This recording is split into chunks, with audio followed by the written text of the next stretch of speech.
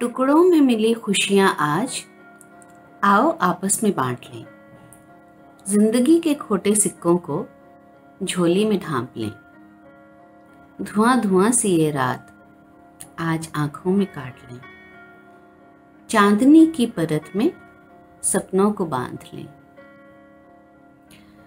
गुजरे हुए पलों को आजाद करके देखो। एक बार आज तो खुल के सांस लें।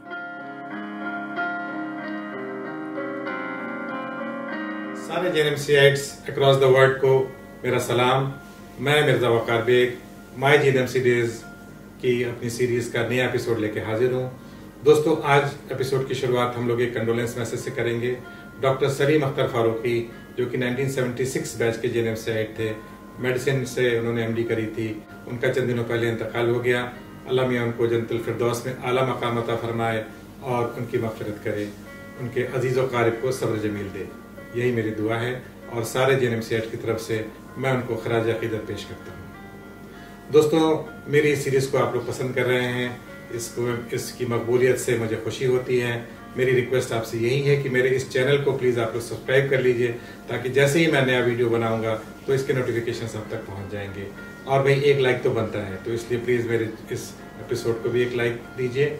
और आज की जो मेरे एपिसोड की मेहमान है वो मेरी बैचमेट, जेएनएमसी की मशहूर हस्ती डॉक्टर बेला कौल, जो कि प्रेजेंटली डॉक्टर बेला शर्मा हो चुकी हैं शादी के बाद। मैं उनका खैर मकदम करता हूँ। हम लोगों के बैच की, जैसे कहिए कि क्योंकि एबी सीरीज से बेला कौल का नाम बहुत शुरू में आता था इनका अटेंडेंस में दौरान, और काफ़ी एक्टिव रहती थी। जो स्पोर्ट्स शो हुआ था उसमें मैगजीन्स वगैरह की एडिटोरियल बोर्ड में भी थी। शी इज़ अ शायरा एज वेल, उन्होंने कुछ अपनी शायरी भी शेयर की। Let's see what doctor Bela has to say. Waqar ने जब हमसे कहा कि उसके YouTube channel my days in JNMC के लिए कोई किस्सा शेयर करें, तो मेरा रिएक्शन था कि यार ऐसे ऑफ हैंड तो कोई बात याद नहीं आ रही है। तो उसका जवाब आया, करोगे याद तो हर बात याद आएगी। बात तो ठीक है, बात से ही तो बात निकलती है, और बात निकलेगी तो फिर दूर तलक जाएगी। तो देखते हैं बात कहाँ से कहाँ तक जाती है। तो इसी उम्मीद के साथ शुरू करते हैं। तो ये जो किस्सा मैं सुनाने जा रही हूँ ये मेरे पोस्ट ग्रेजुएशन का है। मेडिसिन में एमडी की थी मैंने, और उस समय I was the only girl to opt for medicine. काफ़ी लोगों ने मुझे उस समय थोड़ा डराया भी था, डिस्करेज भी किया था, but I was very adamant, I was very sure. Third year में जब हमारी first clinic doctor Rafatullah Khan Chaudhary ने ली थी, a wonderful person, great clinician and a great teacher, and that first clinic in medicine, I was hooked. For me, it was medicine or nothing. So then I ventured into the hallowed halls of all-male department medicine. It was tough being the only girl in that department. I had to work harder than anybody else to prove myself, but no regrets. I enjoyed every minute of it, and in fact, I still enjoy working in the medicine. Anyways, खैर, so ये किस्सा जो मैं सुना रही हूँ, that is when I was doing my MD. I was first year MD.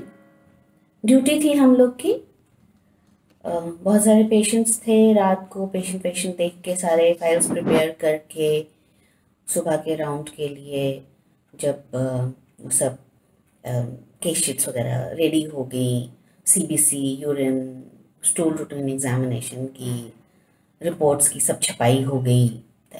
You know how it used to be, everybody knows. Anyway, besides the point. तो खैर, जब हम लोग सब खाना वाना खाने बैठे, I don't know how the conversation somehow went to ice cream. So I said I love ice cream and I can have any amount of ice cream.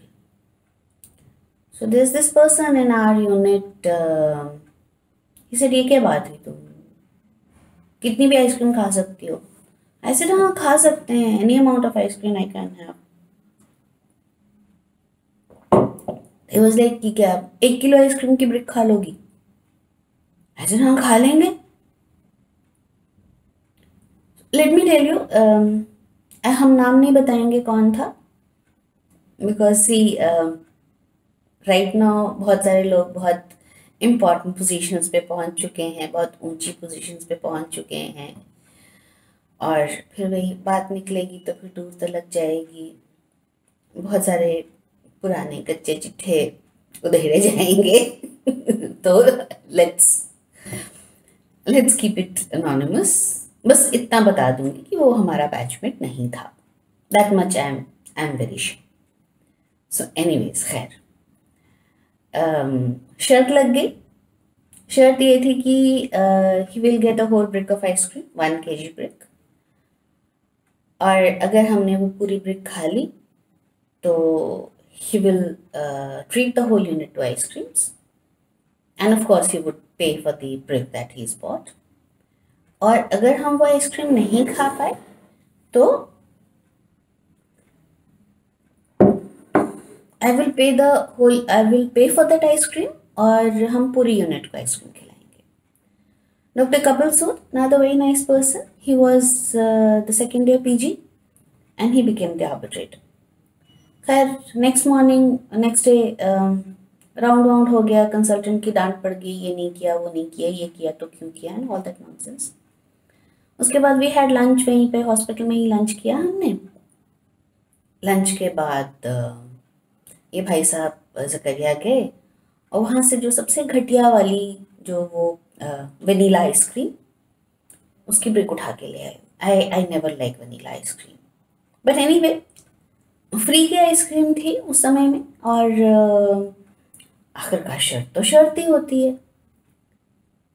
तो ड्यूटी रूम में बैठे हम और टुक अ स्पून एंड डग इन, और जैसे जैसे वो ice cream कम होने लगी, उसकी शक्ल से जो है उम्मीद जो है वो भी कम होने लगी.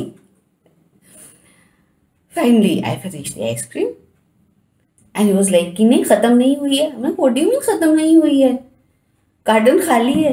ही सेड नहीं, वो देखो पिघल गई है, आधे से ज़्यादा आइसक्रीम तो पिघल गई है, लिफाफे में है.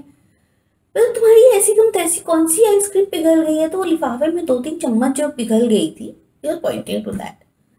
गुस्सा आया. मैं देखो तुम, हमने वो कार्टन लिया, उसको झाड़ा, और लिफाफे में जो जिसमें वो लेके आया था, उठाया लिफाफा और पूरी की पूरी वो पी गए. And the whole unit just went berserk. Everybody started clapping. अब चलो, अब खिलाओ आइसक्रीम. हमने कहा वो ज़करिया की घटिया वाली आइसक्रीम नहीं खाएंगे, अच्छी वाली आइसक्रीम खाएंगे. तो let's go to Marris Road. We all picked up our scooters, पहुंच गए मैरिज रोड. वहाँ से वो अच्छी वाली जो थोड़ी सी एक्सपेंसिव वाली आइसक्रीम जो होती थी, वो दैट डबल ट्विन फ्लेवर वाली, दैट भी है. ये आजमी की, तुम तो अभी पूरी एक ब्रिक खा चुकी हो, 1 किलो आइसक्रीम, अब तुम सॉफ्टी थोड़ी खाओगी. हम क्यों नहीं खाएंगे भाई, शर्त जीते हैं, और हम तो 2 खाएंगे. So we all had ice creams, and let me tell you, this person used to be like very very कंजूस. उसका बस चलता तो वो अपने लिए भी ना पे करता, मतलब दूसरों के लिए तो पे करना बहुत दूर की बात है. So of course he had to pay for everybody else also, and believe me, that was the best ice cream I have ever had. Anyways, so of course now I am 30 kgs heavier, 30 years older, and a diabetic. So I remember all those ice creams and desserts and pastries, especially the ones I didn't have. अब लगता है यार खा लेना चाहिए था. And they kind of seem to, haunt me. ऐसा होता है ना. शुक्रिया बेला, तुम्हारी आइसक्रीम का किस्सा सुन के मुझे भी एक किस्सा याद आ गया. लगता है हम लोग का बैच काफी खाने का शौकीन था, और मेरे ख्याल से शर्त जीतने में हम लोग माहिर थे. मेरी अपने ही बैच में डॉक्टर शुजात से एक बार केले की शर्त लग गई. उसने कहा तुम कितने केले खा सकते हो, मैंने कहा तुम कितने खिला सकते हो. बोला यार 25 केले खाने पड़ेंगे। मैंने कहा ठीक है ले आओ खा लूंगा। तो खैर हम लोग गए जकरिया में, उसने ढूंढ के बड़े बड़े वाले केले खरीदे और 25 केले लेके आए। और यही था शर्त कि भाई जो जीत जाएगा उसको दोबारा, जो अगर मैं हार गया तो पैसा मैं दूंगा और जीत गया तो मैं पैसा वो देगा, शुजात देगा, और बाकी जितने भी लोग वहां पे इर्द गिर्द हम लोग के नईम मंसूर और आरिफ और जावेद आरिफ वगैरह जो मौजूद थे उनको पार्टी दी जाएगी। तो ठीक है साहब, केला लेके हम लोग आ गए, कमरे में बैठ गए और सबके बहुत अप्रिशिएशन हो रहा था कि 25 केले। मुझे भी जब मैंने देखा तो ज्यादा लग रहे थे, मैंने कहा तो बहुत बड़े बड़े केले ले आया। खैर 3-4 केले जब मैंने खाए तो मुझे लगा कि मैं नहीं खा पाऊंगा। फिर मुझे वो पिक्चरों वाला सीन आ गया जिसमें बहुत जल्दी जल्दी केले खाए जाते थे, तो मैंने फिर जल्दी जल्दी केले खाने शुरू किए और देखते देखते मैं 25 केले खा गया। और जैसा कि बेला ने कहा ना कि जैसे जैसे मेरे केले खत्म हो जाते तो शुजात के चेहरे के तासुरात भी बदलते जा रहे थे और अल्टीमेटली वो मैंने केले खाए और अशरफ जीत गया। और फिर शुजात हैड टू पे और सबको फिर पार्टी भी शुजात ने दी। I hope Shujat you remember this incident very well. इसके अलावा जो मैं एक किस्सा शेयर करना चाहूंगा, एक दो किस्से जो मैंने कहा था कि फार्माकोलॉजी डिपार्टमेंट के मैं शेयर करूंगा। तो हमारे बैच में एक हमारे बड़े अच्छे से हमारे दोस्त डॉक्टर ज्ञानेंद्र प्रसाद वाश ने, और वो अलीगढ़ में ही माशाल्लाह अपने हॉस्पिटल चला रहे हैं, सेंट्रल हॉस्पिटल के नाम से उनका हॉस्पिटल। और उनकी खास बात यह है कि अलीगढ़ में जो भी आता है बाई रोड अगर जाता है तो वो पहला स्टॉप उनका सेंट्रल हॉस्पिटल में होता है। जीपी वाश ने उससे अपने हॉस्पिटल में रोक के चाय पानी करा के नाश्ता करा के फिर उसको अलीगढ़ में एंटर होने देते हैं। वेरी हॉस्पिटेबल पर्सन और बड़ी अच्छी शख्सियत मेरे अच्छे दोस्तों में है। और उनके एक दो किस्से मैं शेयर करना चाहूंगा यहाँ पर। जीपी वाशनी क्योंकि अलीगढ़ के था तो, और अलीगढ़ की बोली से आप लोग थोड़ा वाकिफ हैं कि थोड़ी सी रफ होती है और थोड़ी सी खड़ी बोली टाइप की होती है। तो एक बार उरूज भाई आप लोग की मेडिसिन में क्लास ले रहे थे तो उन्होंने शायद उसकी कुछ एब्सेंट वगैरह लगा दी थी। तो उन्होंने उरूज भाई से कहने लगे जीपी वाशनी कि सर तुमने मेरी एब्सेंट लगा दी और मैं तो प्रेजेंट आया था। तो उरूज भाई कहने लगे जरा तमीज से बात करो। कहने लगे मैंने तुमसे क्या बदतमीजी कर ली। तो उरूज भाई को समझ में आ गया कि इसका एक्सेंट ही ऐसा है और ये ऐसे इंटेंशनली नहीं कह रहा है। एक और फार्माकोलॉजी में अगर हम लोग डिपार्टमेंट में तो डॉक्टर राहत अबरार हम लोग का वो शुद्ध प्रैक्टिकल वगैरह ले रहे थे और सबकी कॉपी चेक कर रहे थे। तो उसमें सबको अच्छा वो बड़े सब किस्म के इंसान थे, किसी को 2 नंबर दे रहे हैं, किसी को 5 नंबर दे रहे हैं, 10 में से नंबर दे रहे थे। तो जब जीपी वाशनी के पास गए तो उन्होंने उनकी कॉपी देखी और उसके ऊपर 1 बनाया। तो जीपी वाशनी बोलते अरे ये क्या सर 1 नंबर दे रहे हो? बोले 1 नहीं, उन्होंने उसके नीचे कहा आधा दे रहा हूं। तो आधा नंबर दिया और it was a funny moment. जिस तरह से हम लोग को वो दौर याद आता है तो मजा आता है सोच के ये किस्से। तो ठीक है दोस्तों, देखते हैं डॉक्टर बेला शर्मा को अपने एक और किस्सा सुनाना है गायनी डिपार्टमेंट का। Let's see what she has to say. Haunting से यार एक और किस्सा याद आ गया, अब सुना दूं वकार, थोड़ा सा टाइम तो ज्यादा हो जाएगा मगर कोई बात नहीं। हाँ ये बात है जो ये बात जो मैं सुना रही हूँ ये है, हम लोग शायद आई थिंक सेकेंड प्रोफेशनल में थे। गायनी में हम लोग की पोस्टिंग थी। So me and another friend of mine, हम लोग को डॉक्टर कुसुम सक्सेना ने पकड़ लिया। कहाँ जा रही हो तुम लोग, कहाँ पोस्टिंग है? मैम गायनी में ही है। गायनी में पोस्टिंग हो और तुम लोगों ने अभी तक मैटरनिटी ड्यूटी नहीं की। नहीं, मैटरनिटी ड्यूटी क्या होती है? तो गायनी में ये होता था कि लेबर रूम में आपकी ड्यूटी होती थी, जब आपको 1 हफ्ता जो है रात को लेबर रूम में ड्यूटी करनी होती थी। आइडिया वॉज की जितनी भी डिलीवरीज वगैरह कंडक्ट होती हैं तो वो आपको कंडक्ट करनी होती थी। कंडक्ट तो खैर खाक करनी होती थी। Basically you would stay there and watch the deliveries and hopefully learn something from it. और वो सारी डिलीवरीज के नोट्स वगैरह रिकॉर्ड करके अपने रिकॉर्ड बुक में डालने होते थे। ऊपर से सीनियर्स ने ऑर्डर आ दिया कि भाई डॉक्टर कुसुम सक्सेना ने कहा है तो ड्यूटी तो आपको करनी पड़ेगी, नहीं तो गायनी में पास नहीं होगे। अब बहुत नाराज हम लोग दोनों, वेरी इरिटेटेड, शाम के समय बहुत गुनगुनाते हुए बुड़बुड़ करते हुए हम लोग पहुंच गए। बैठ के हम दोनों जो है वो, हमारे सीनियर्स ने जो है वो पकड़ा दिया हमको फाइल वाइल रिपोर्ट्स की, तुम लोग और तो क्या करोगे, ये रिपोर्ट सर आप कर दो उसमें। हम बैठ के कर रहे थे वहाँ पे अपना रिपोर्ट्स वगैरह भर रहे थे उसमें। तो दो हमारे सीनियर्स प्रॉब्ली इंटर्न्स टहलते टहलते कहीं से आ गए। गायनी में इंटर्न्स और वो भी लड़के तो कम ही दिखते थे, उनको भी किसी ने पकड़ लिया होगा, पोस्ट पीडीजी रजिस्ट्रार या क्या कहते हैं उसको, कंसल्टेंट में आए, देखा उन्होंने दो बेवकूफ सी लड़कियां बैठी हुई हैं, तुम क्या कर रहे हो तुम लोग? हम सर मैटरनिटी ड्यूटी कर रहे हैं। अच्छा, तो कहने लगे कि तुमको पता है कि जो ये लेबर रूम का जो वो है, ड्यूटी रूम है, वो हॉन्टेड है। तो यह बेवकूफ़ है, मुझे इतने भी ज़्यादा बेवकूफ़ नहीं है। तो कहने लगे नहीं नहीं है, तो शक्ल से इतने गलीबल लगते हैं क्या? कहने लगे हाँ हाँ है, वो ड्यूटी रूम हॉन्टेड है, हम बता रहे हैं। तो तब बहुत बिल्कुल ऐसे ना, बिल्कुल एक्सप्लोड करने वाले हो रहे थे। ये हाँ बिल्कुल, वहाँ का ड्यूटी रूम जो है वो हॉन्टेड है। अच्छा, वहाँ का ड्यूटी रूम ना था भी ऐसा, वो छोटा सा डिंजी सा रूम, ऊपर से एक वो 40 वॉट का बल्ब लटकता था, खिड़कियों के शीशे ऐसे मटमैले से, और कुछ पर्दे वर्दे, आई डोंट रिमेम्बर। सो चलिए हाँ वहाँ पे हॉन्टेड है वो, और हमने खुद देखा है। तब तक मतलब जिसको कहते हैं ना, दिमाग बिल्कुल ऐसे भरना गया था। So I put on my most innocent face and I looked at him and said, "Sir, are you sure आपने शीशे में अपनी शक्ल नहीं देख ली?"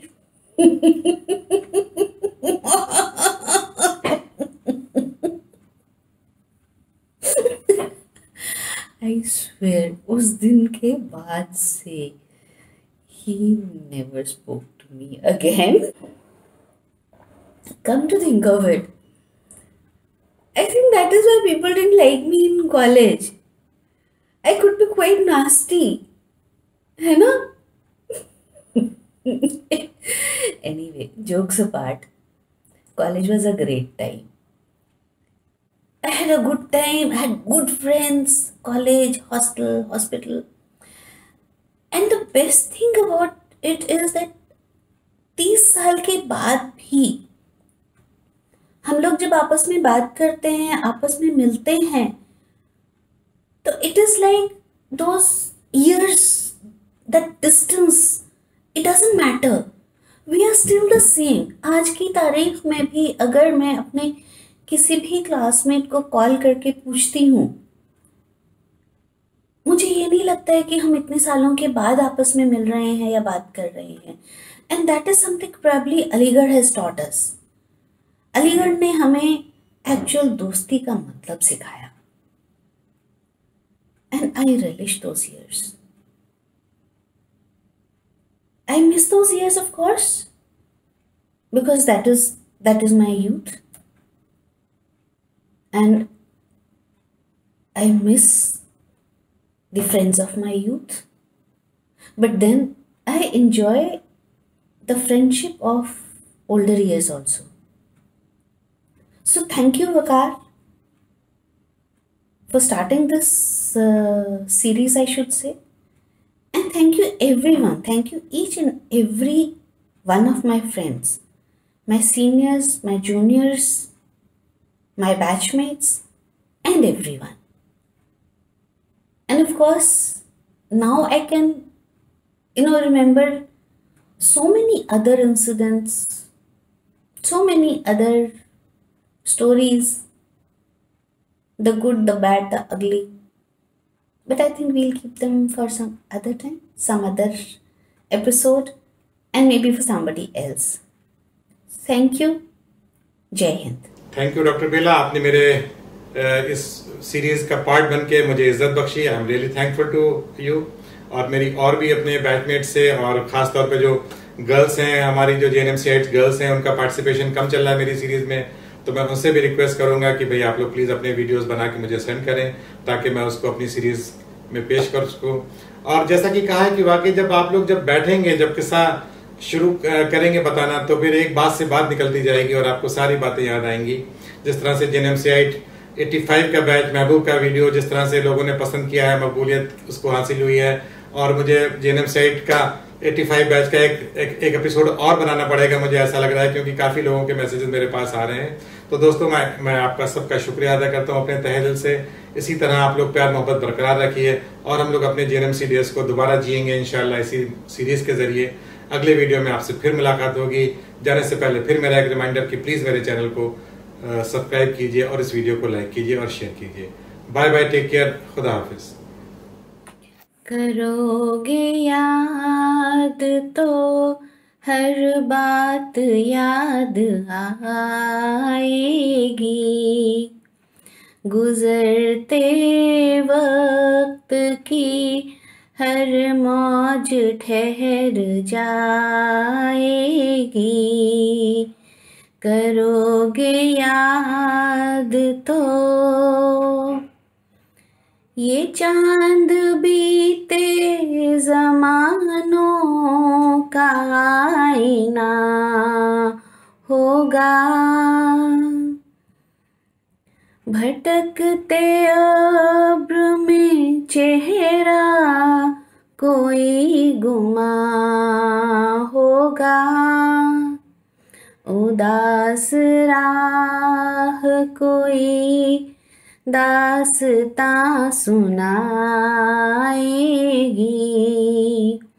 करोगे याद तो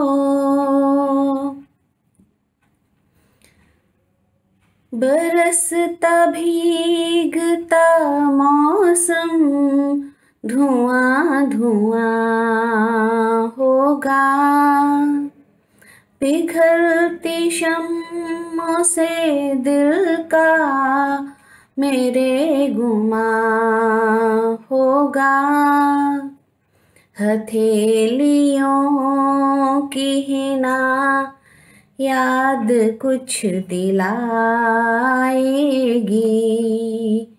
करोगे याद तो गली के मोड़ पे सुना सा कोई दरवाजा, तरसती आँखों से रास्ता किसी का देखेगा, निगाह दूर तलक जाके लौट आएगी। करोगे याद तो